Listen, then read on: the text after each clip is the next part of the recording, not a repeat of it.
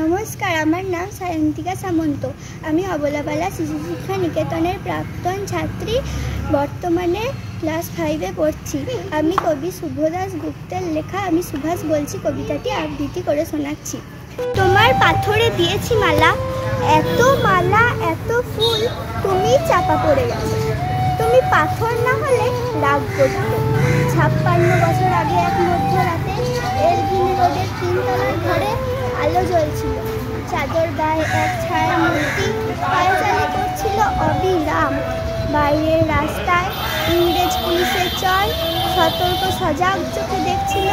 তার সব সতর্কতাকে বুদ্ধি বানিয়ে তুমি তখন অন্ধকার চিরে ছুটে চলেছ আলোর পথে। দেশের মানুষ, কাক, পক্ষী কেউ টের পায়নি। তুমি চলে যাবার পর 56টা শীত, বর্ষা, গ্রীষ্ম উধাও।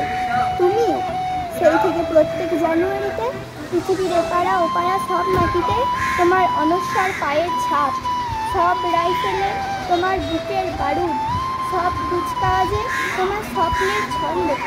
পরশপাত মতো স্বাধীনতাকে খুঁজেছে তোমার অন্তরে লুকিয়ে থাকা খ্যাপা। তোমার গন্তব্য ছিল স্বাধীনতা, তোমার পথ ছিল স্বাধীনতা, তোমার স্বপ্ন ছিল স্বাধীনতা, তোমার প্রেম ছিল স্বাধীনতা। তুমি রক্ত চেয়েছিলে স্বাধীনতার জন্য, তুমি তাই পাথর। যারা স্বাধীনতার আড়ালে চেয়েছিল গদি, চেয়েছিল সিংহাসন, ইংরেজের ছেড়ে যাওয়া লুটের রাজ্যপাট, তারাই রইল সুখে। ভারতবর্ষের টাকায় তাদের মুখ, তোমার নয়। ভারতবর্ষের অফিসে আদালতে তাদের ছবি, তোমার নয়। ভারতবর্ষের সংবিধানে তাদের শৈশবুক, তোমার নয়। ইংরেজে দেশের গরিব মানুষকে পায়ের নিচে রাখত, আমরা বড় লোকদের মাথায় করে রেখেছি। স্মাগলার কিংবা ডাকাতকে জোর হাতে সভাপতির আসনে আহ্বান করেছি।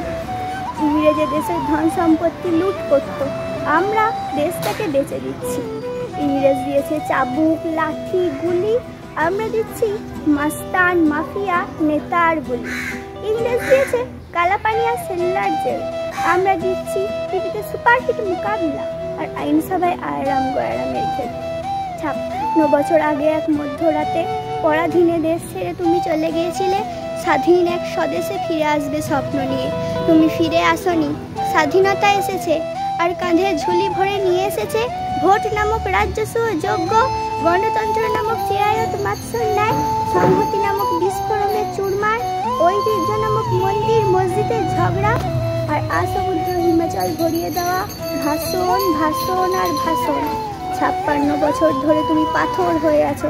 56 বছর ধরে এদেশের মানুষ অধীর অপেক্ষায় কান পেতে আছে। পিঠার তরঙ্গে করে হঠাৎ শোনা যাবে স্বাধীনতার নিজস্ব কণ্ঠস্বর, আমি সুভাষ বলছি।